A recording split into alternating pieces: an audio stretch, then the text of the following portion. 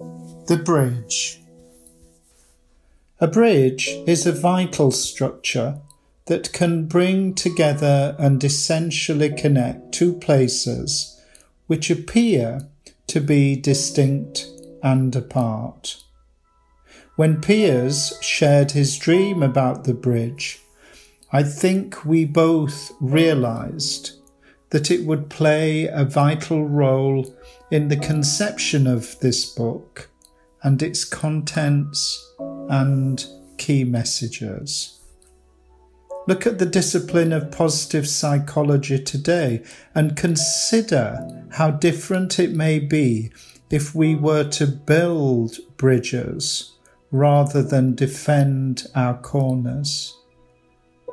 Developmentally, as we've seen from second wave positive psychology, learning how to embrace what we may judge to be different appears to be a vital developmental dynamic. Never more so illustrated than through the realization that our vulnerability, when consciously owned, may reveal vital strength and an opportunity for growth, fostering resilience. When Piers spoke about a potential book cover, I immediately conceived of this photograph of a bridge. What is remarkable about the human condition is that we have an inner compass. It resides just beneath our everyday busyness, and we are invited to learn how to sense and continually orientate our lives in order to discover our own original direction and way of life.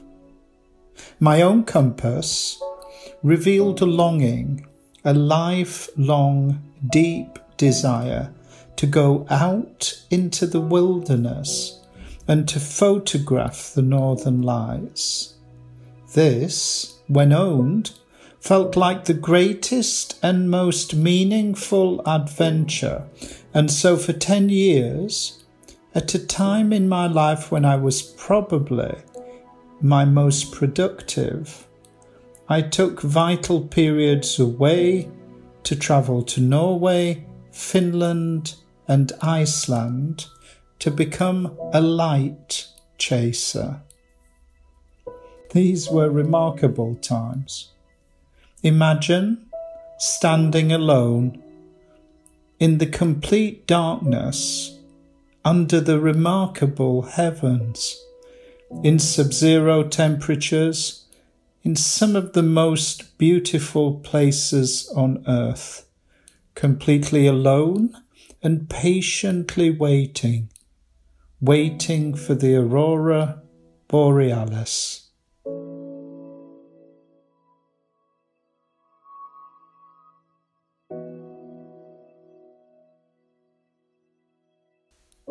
Remarkably, these were on reflection my most important times for personal growth, of being with myself and patiently listening, watching, and witnessing.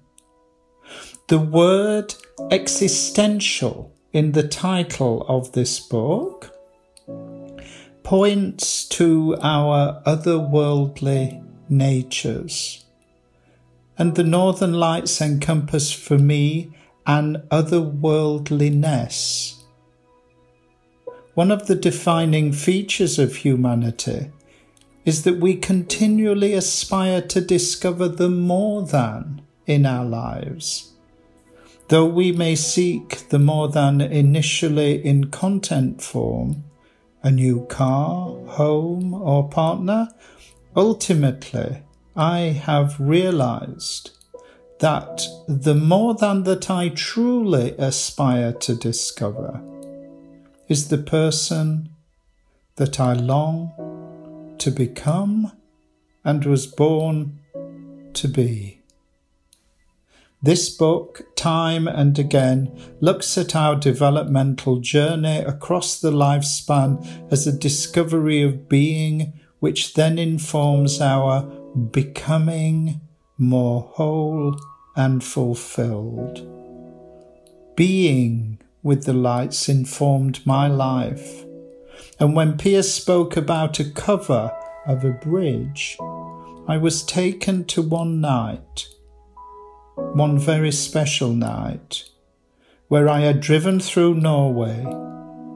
I came to this place where this moment in time was captured, where a bridge connected the mainland to a small island. I watched the cars crossing the bridge in the darkness of the night, and then, like magic, the lights came.